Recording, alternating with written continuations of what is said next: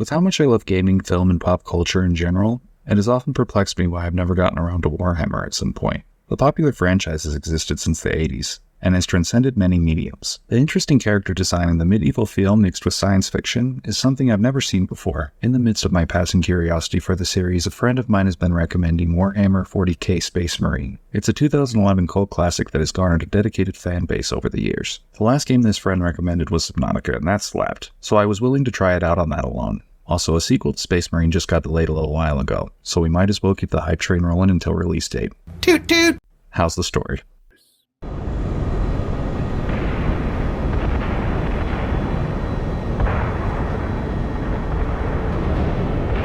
Captain Titus, the Orcs have massacred the Forge World's forces, and they have taken the planetary defense weapons. The game opens on a mining planet. An invasion by orcs is currently taking place. This is bad news because there's a galactic war going on, and this planet is bursting with resources that everyone needs, which may or may not include giant robots. Space Marines are deployed to the planet to quell the situation, one of which is the playable character Captain Titus, and his two fellow Space Marines. I'm not naming them because I forgot their names. You are worthless! I enjoyed my time with the narrative, and it's a great way to dip your toes into the Warhammer world. The story is very contained in the grand scheme of things, and it's a fun action romp that takes roughly 10 hours to experience. What's not to like? After completing Space Marine, newcomers will be introduced to important characters, key factions, and fleshed out lore. I was taken by the world I experienced, but from what I understand, there's so much more I need to learn. Do you see the Emperor in this game? No. No. Bro, what a stupid question to ask. You look like such a small-minded fool right now. The characters are fascinating as well. Becoming a Space Marine is daunting, and their unwavering commitment to duty is admirable. This is most prominent with Captain Titus. He's nothing short of a badass, and he's worthy of standing with the greats like Master Chief, Doom Guy, and Marcus Phoenix, even if he reminds me of Kevin when he talks. And the Mushroom Man wears a crown of peace on his oxen steed, in the palace of the regal troll. One complaint I did have was that the villain Nemeroth felt underutilized. A warmongering, power-hungry servant of chaos is inherently compelling, but I didn't feel I knew much about it. Not only that, we have a cliffhanger ending. I'm not the biggest fan of those. But as I mentioned in the intro, a sequel is coming, so we should get some resolution soon. I gotta give thanks to my Lord and Savior, Jesus Christ. Space Marine's narrative is like a sporty Honda. It's a reliable, fun time that's always there for you. How does the gameplay fare in comparison?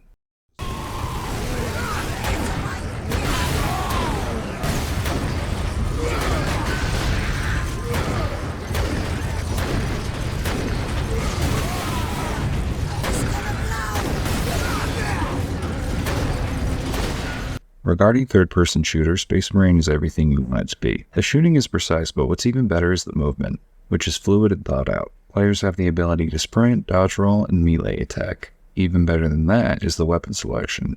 I'll be back with weapons. Hot damn, there are a lot of killing machines in this game. Precision weapons, explosives, chain swords, battle axes. You slowly find more and more equipment as you progress, so players always feel energized with their loadout. If a gun starts to feel monotonous, a new one is probably waiting for you around the corner. None of this would matter if there wasn't a fun shooting gallery, but the developers included great enemy variety and epic battle sequences to ensure that was the case. Now pair that with some professional level design, and you got yourself a winner. Jetpacks. There are jetpacks, and they're so fun to zip around in. They allow you to achieve peak efficiency when killing these green-cocking bastards. Another great mechanic is the Fury ability. When fully upgraded, Titus will do more damage, have a greater area of effect, and gain the ability to slow down time while aiming down sights. The sandbox for the player to enjoy is staggering, and I don't have much to complain about, but as always I found something. The partners you get are worthless, which wasn't uncommon for early 2000s AI. Also, the game felt easy. I played it on the hardest difficulty and didn't feel challenged until I hit the last 4 chapters.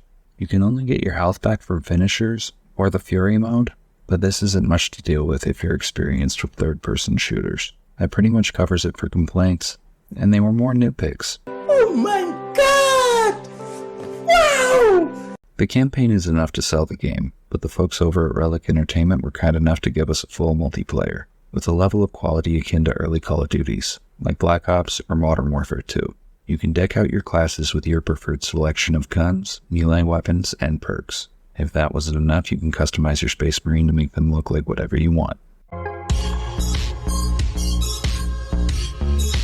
Due to a dwindling player population, I could only get one game when going, which was a game type called Siege Ground, which basically plays like Domination. It was a good time. My friend and I played a few rounds, and had a blast. The gameplay you experienced in the campaign translated perfectly to the competitive multiplayer, and the map selection is stellar with 11 on offer. This is all well and good, but the game mode I love the most is the horde-based mode, Exterminatus. There are 20 waves in this mode. The player will go to the next phase in the map after every 5th wave. Players also have a shared set of lives, so be careful. It may go without saying, but I wouldn't recommend putting on friendly fire. Alright, homie. You did it again! You did it again! I don't have a loadout that's made for friendly fire! Everything I use explodes! If you get the Anniversary Edition, so much content is on offer. Modern games struggle to include half the content this game contains. And with an active player base, it makes Space Marine feel like a wise investment. How do they fare in the presentation department?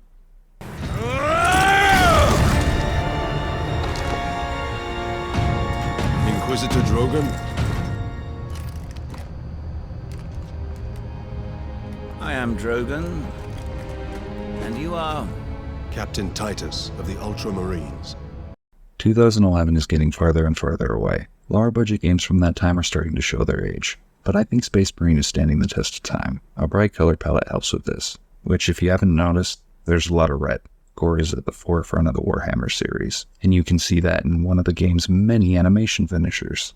Of course, that's awesome to be a part of. I love the art design of the Warhammer universe. There are many different races to work with, and they all have a unique look. The Space Marine armor design in particular has always looked cool to me. And with how old this series is, it's obvious that Warhammer has inspired many other artists throughout the years. This high level of production continues to the sound design. The score is suitably grand to match the set pieces, and the voice acting goes toe-to-toe with any AAA game. You can experience this with the collectible audio logs you can find through each mission in the campaign. Transmechanic 2nd Class Petronius. Entering duty log 31127. Communications console functioning, normal. Issues of note, 1. I detected a signal that should not have been there. But Transmechanic 1st Class Alaric refused to believe me. Yes, I've made mistakes before. That pulsar I thought was a Tau warship, missing the signal from the Fabricator General's transport. But I am not wrong every time. There's something approaching from the far side of the sun. I know it. When Relic Entertainment made this game, the team clearly wanted to capture a large-scale war aesthetic. They accomplished this by staying true to their vision. The combination of well-performed dialogue, imposing art design, and high-octane action made me feel like I was watching a galactic war epic similar to one in a galaxy far, far away.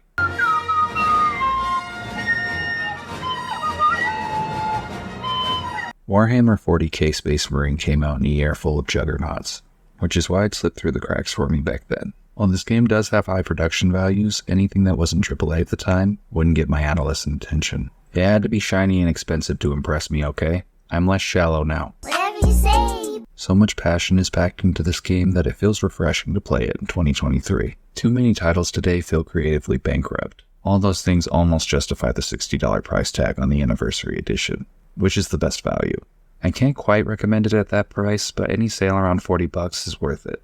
Warhammer has gained a new fan, and I can't wait for the sequel that has had a decade's worth of anticipation. That's it for me. As always, thank you for your time.